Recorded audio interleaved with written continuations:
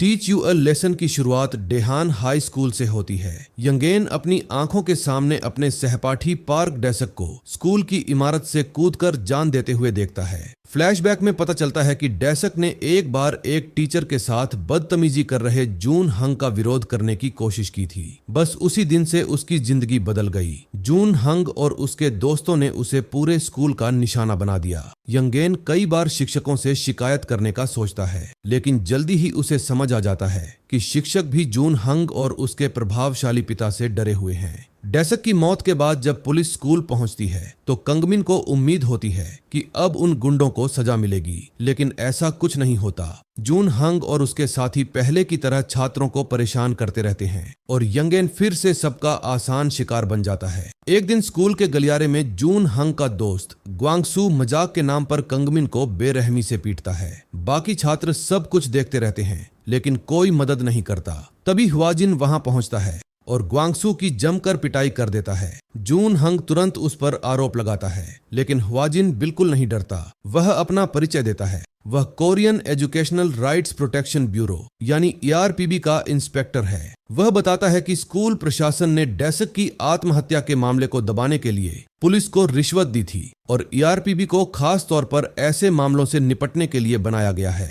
Principal किम private तौर पर ह्वाजिन से पीछे हटने की विनती करता है और कहता है कि जून हंग का पिता ग्वांगपियो चुनाव लड़ रहा है, लेकिन ह्वाजिन की एक नहीं सुनता और डेसक की क्लास का होम रूम टीचर बन जाता है। क्लास में पहुंचकर ह्वाजिन छात्रों से डेसक के बारे में पूछता है। जब एक छात्र उसकी मौत पर मजाक करता है तो ह्वाजिन उसे सबक सिखा देता है और पूरी क्लास को सजा देता है। जून हंग विरोध करता है, लेकिन ह्वाजिन उसे थप्पड़ मारकर चुप करा देता है। दोपहर के खाने के समय जून हंग लाइन तोड़ने की कोशिश करता है और खाना खराब करने लगता है। इस पर ह्वाजिन उसे लात मारता है और पूरी कैफेटेरिया साफ करने का आदेश देता है। बाद में जून हंग क्लासरूम की सफाई के बिना घर चला जाता है। ह्वाजिन सीधे उसके घर पहुंच जाता है और उसके पिता ग्वांगपियो को बेटे की हरकतों के बारे में बताता है। ग्वांगपियो भी ह्वाजिन को चेतावनी देता है, लेकिन वह झुकने से इनकार कर देता है। अगले ही दिन ह्वाजिन जून हंग को वापस स्कूल घसीट कर लाता है और टॉयलेट साफ करवाता है। जून हंग चालाकी से अपना सिर खुद टॉयलेट पर मार लेता है ताकि ह्वाजिन को फंसा सके।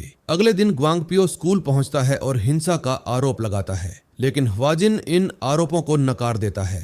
इसी बीच जून हंग के दोस्त कंगमिन को पीटते हैं। बुरी तरह टूट चुका कंगमिन फिर से इमारत से कूदने की कोशिश करता है, लेकिन इस बार ह्वाजिन समय रहते उसे बचा लेता है। वह उसे समझाता है कि हार मानने के बजाय उसे लड़ना चाहिए। दूसरी तरफ ग्वांगपियो एक चुनावी कार्यक्रम में होता है। तभी पत्रकारों को उसके खिलाफ कई गुप्त जानकारियां मिलने लगती हैं। रिश्वतखोरी, यौन उत्पीड़न और दूसरे गंभीर अपराधों के आरोप इंटरनेट पर तेजी से फैल जाते हैं। वह समझ जाता है कि ERPB ने ही उसके सारे काले कारनामों को उजागर किया है। आखिरकार ग्वांगपियो की छवि पूरी तरह बर्बाद हो जाती है और उसे गिरफ्तार कर लिया जाता है। साथ ही डेसक की मौत में जून हंग की भूमिका और उसके सालों पुराने बुलिंग के कारनामे भी सबके सामने आ जाते हैं। स्कूल में हालात पूरी तरह बदल चुके होते हैं। अपने पिता के पतन के बाद जून हंग खुद उसी तिरस्कार का शिकार बन जाता है जो कभी वह दूसरों पर थोपता था। अपमान और गुस्से से भरा जून हंग बदला लेने की ठान लेता है। वह अपने ही पुराने दोस्तों को क्लासरूम के अंदर बंद करके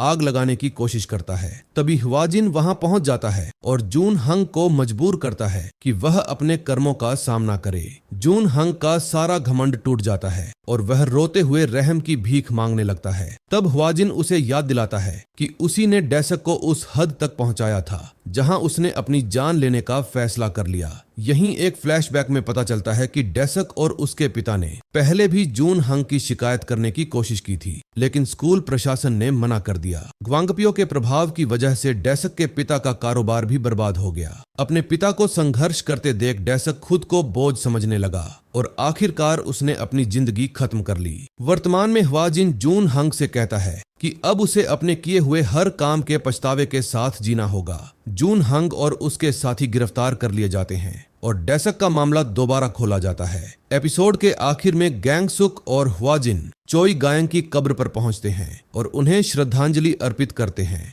दूसरे एपिसोड में जून हंग से जुड़ी घटना पूरे इंटरनेट पर वायरल हो जाती है। जहां आम लोग ईआरपीबी की तारीफ कर रहे होते हैं, वहीं कुछ संगठन इसे बंद करने की मांग करने लगते हैं। गैंगसुक मीडिया से साफ कह देता है कि ईआरपीबी बंद नहीं होगा। इसके बाद कहानी बोंग कंगड़े नाम के एक छात्र पर आ जाती है, जो गियो एनन हाईटेक स्कूल में दाखिला लेता है। ये स्कूल भविष्य के गैंगस्टर तैयार करने के लिए बदनाम है। पहले ही दिन वह अलग अलग विभागों के छात्रों के बीच होने वाली लड़ाई में फंस जाता है। सियोंग कुन नए छात्र हंगजू को जानबूझकर हरवाता है और बाकी छात्र उसे पीटना शुरू कर देते हैं, ताकि ग्वान ह्यूक नाम के उभरते गैंगस्टर को इम्प्रेस कर सके।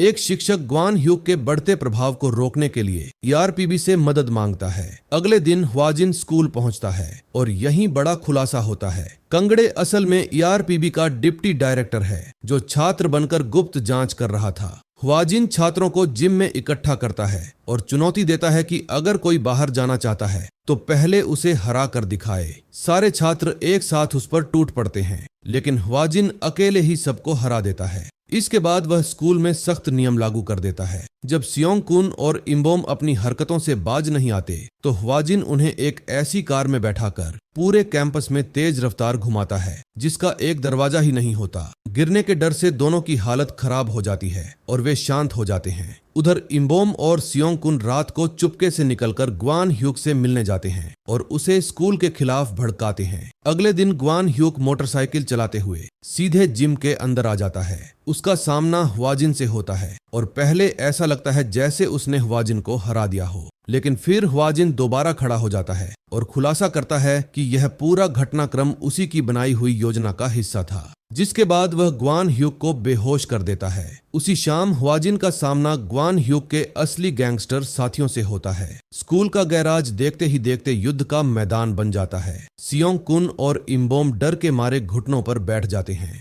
ह्वाजिन उन्हें आदेश देता है कि वे हंगजू से माफी मांगे। हंगजू भावुक हो जाता है। पुलिस वहां पहुंचती है और गैंगस्टरों को गिरफ्तार कर लेती है और स्कूल में नए नियम लागू होते हैं। लेकिन रुकिए, क्या आपको पता है कि ह्वाजिन इतनी बेखौफ लड़ाई क्यों लड़ता है? उसके पीछे एक ऐसा दर्द है जो आज तक किसी को पूरी तरह पता नहीं था। वह राज तीसरे एपिसोड में सामने आता है और जानकर आपका दिल भर आएगा।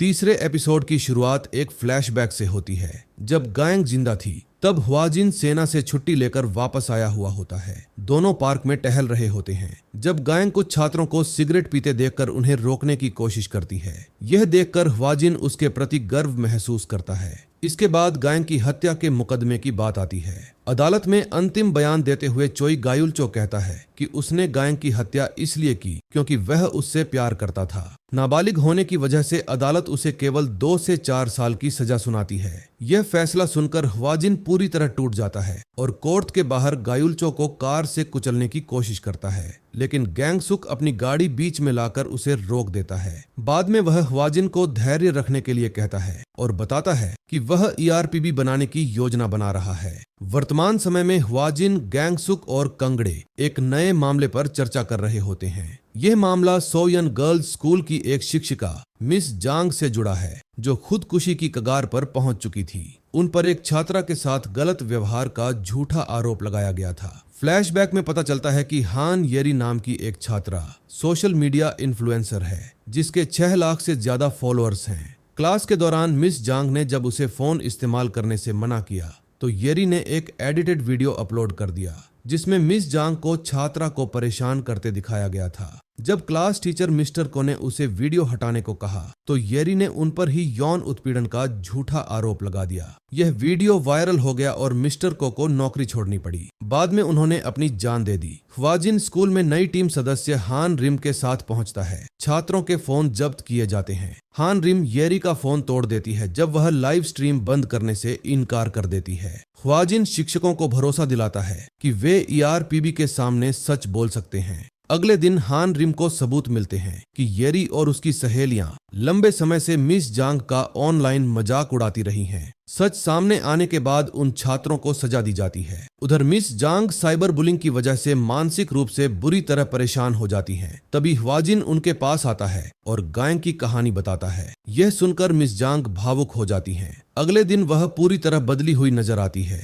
येरी को सामने बुलाकर साफ कह देती हैं कि अब वह छात्रों से डर कर नहीं रहेंगी। कंगड़े येरी का सोशल मीडिया अकाउंट हटा देता है और वह वीडियो अपलोड कर देता है जिसमें साफ दिखाई देता है कि मिस्टर को पर लगाया गया आरोप पूरी तरह झूठा था। सच सामने आते ही येरी की दुनिया बिखर जाती है। गुस्से में वह मिस जांग के अपार्टमेंट पहुंचती है चाकू लेकर। हाथापाई के दौरान मिस जांग बालकनी से नीचे गिरने लगती है, लेकिन ठीक समय पर ह्वाजिन पहुंचकर उन्हें बचा लेता है। उसी वक्त हान रिम अपने हाथ से ही चाकू की धार पकड़ लेती है और येरी को काबू कर लेती है। वह उससे कहती है, अपनी गलतियों से भागने के बजाय उनके परिणामों का सामना करना सीखो। गैंगसुक इस पूरे मामले के नतीजों की घोषणा करता है और कहता है कि अब ईआरपी छात्रों की सोशल मीडिया गतिविधियों पर भी नजर रखेगा। लेकिन इसी बीच गैंगसुक का राजनीतिक विरोधी एक प्रेस कॉन्फ्रेंस की तैयारी करता है। उसका इरादा यह साबित करना है कि ईआरपी असल में गायंग की मौत का निजी बदला लेने के लिए बनाया गया है।